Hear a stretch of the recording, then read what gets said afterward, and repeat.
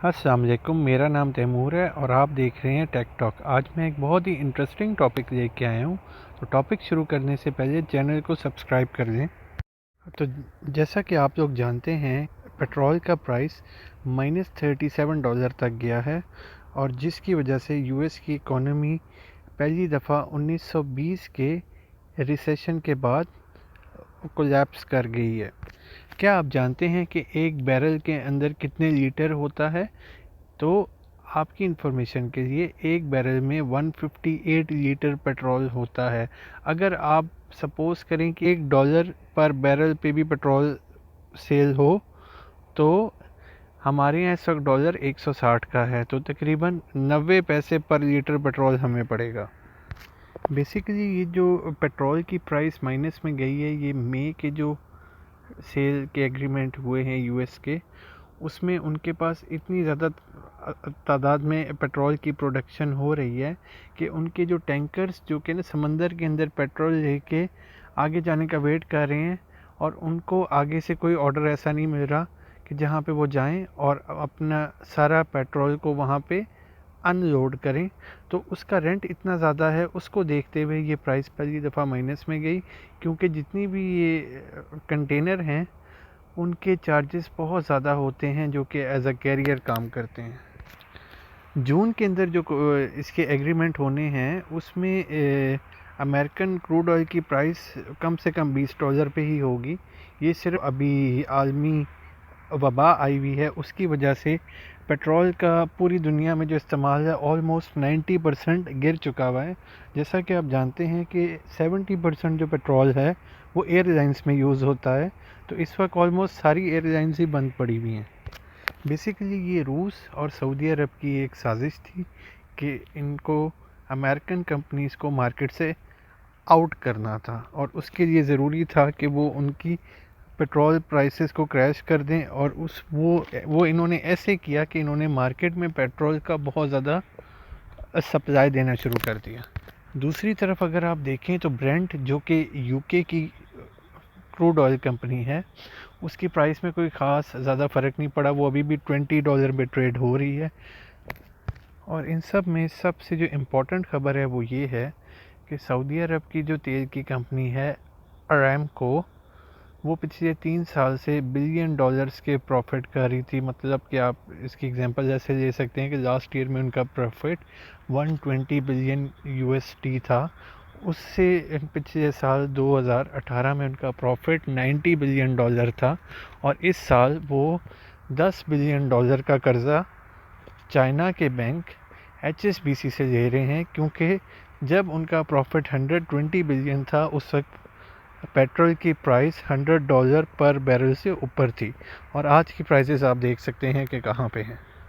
इसमें एक बहुत ही इंटरेस्टिंग बात यह है कि अमेरिका पूरी दुनिया में तेल की वजह से बड़ी बड़ी जंगें किया करता था, और आज उसी तेल ने इनकी इकोनॉमी को बर्बाद करके रख दिया।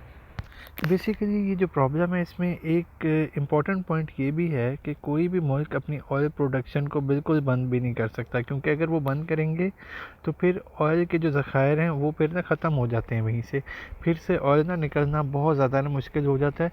उसको कम किया जा सकता है लेकिन बंद नहीं किया जा सकता। लेकिन जब से ये आलमी वबा आई है तब से इसका यूज़ वैसे ही पूरी दुनिया में ख़त्म हो गया है, जिसकी वजह से बड़े बड़े मुल्कों के स्टोरेज टैंक्स भी फुल हो चुके हुए हैं। इन सब वाक़यों के बाद आज चाइना बहुत स्ट्रॉन्ग होके यूरोप और अफ्रीका में अपना असर बढ़ा रहा है और डिफरेंट कंपनीज़ में अपने शेयर्स परचेज़ कर रहा है और अपनी स्ट्रेंथ को इंक्रीज़ कर रहा है। और आपको पता ही है कि दुनिया का असूल है कि जिसके पास पैसा होगा वही सुपर पावर होगा। अमेरिका तो अनकरीब खुद कर्ज़ा लेने वाला मुल्क बन जाएगा, तो ऑफ कोर्स फिर कोई नई सुपर पावर, कोई बहुत बड़ी इकोनॉमी ही होगी जैसा कि चाइना। इसमें एक और इंटरेस्टिंग फैक्ट ये है कि अमेरिका की जहाँ जहाँ पे इन्वेस्टमेंट है वो मुल्क भी बहुत ज़्यादा इफ़ेक्ट होंगे, जैसे कि इंडिया, बांग्लादेश, थाईलैंड। और जैसा कि आप लोग जानते हैं कि इस वक्त अमेरिका ने सबसे ज़्यादा कर्ज़ा भी चाइना का ही देना है। एक और भी बहुत इम्पोर्टेंट रीज़न है कि अमेरिका की क्रूड ऑयल की कंपनी के शेयर्स माइनस में क्यों गए, कि इनके जो कॉस्ट ऑफ ऑयल प्रोडक्शन है वो बहुत एक्सपेंसिव है। इनकी जो फैसिलिटीज़ हैं वो बहुत हाई फाई हैं और बहुत ज़्यादा पैसा इन्वेस्ट किया हुआ उन्होंने, तो इसीलिए उनको तेल का सस्ता होना किसी भी सूरत उनके लिए बारे में नहीं है।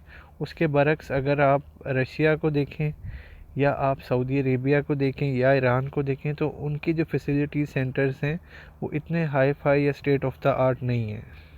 अब इस सारी सूरत हाल में पाकिस्तान को क्या फ़ायदा होगा? सबसे बड़ा फ़ायदा तो ये है कि पाकिस्तान के जो इंपोर्ट बिल्स थे उसमें बहुत जो बड़ा हिस्सा था वो पेट्रोल की पेमेंट्स में जाता था। तो उससे ये होगा कि अब हमारे मुल्क में डॉलर जो है वो पहले की निस्बत ज़्यादा मुस्तहकम हो जाएगा। लेकिन पाकिस्तान को माइनस में जो अमेरिकन क्रूड ऑयल गया उसका कोई फ़ायदा नहीं है। उसकी रीज़न ये है कि पाकिस्तान अमेरिका से ऑयल नहीं लेता। अमेरिकन ऑयल जो है ये अमेरिका के अंदर ही मैक्सिमम यूज़ होता है, अमेरिकन कंपनीज़ ही इसको परचेज़ करती हैं। बेसिकली पाकिस्तान जो है वो सऊदीया, ओमान, यूएई से पेट्रोल अपना जो ज़रूरियात हैं वो पूरी करता है, या फिर वो कभी कभी ब्रेंट जो कि यूके का है वहाँ से ऑयल लेता है। तो उनकी कीमतें भी इस हिसाब से नीचे नहीं गिरी जैसे कि अमेरिकन क्रूड ऑयल की गिरी है। पाकिस्तान को भी अब अपनी स्ट्रेटजी चेंज करनी चाहिए और इस मौके से फ़ायदा उठाते हुए अमेरिकन क्रूड ऑयल को परचेज़ करके अपनी स्टोरेज फैसिलिटीज़ में उनको सेव करना चाहिए।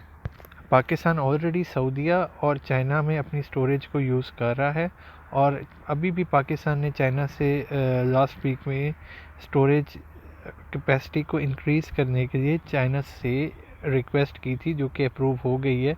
और अब हम उम्मीद करते हैं कि इसके समरात हमें अगले चंद महीनों में मिलेंगे, जब तेल की प्राइस इंशाल्लाह पाकिस्तान में 30 रुपये पर लीटर पर आ जाएगी। तो उम्मीद है आज की वीडियो आपको अच्छी लगी होगी। सब्सक्राइब कीजिएगा, बेल आइकन को भी प्रेस कर दीजिएगा और अपने घर वालों का बहुत ख्याल रखिएगा। अल्लाह हाफ़िज़।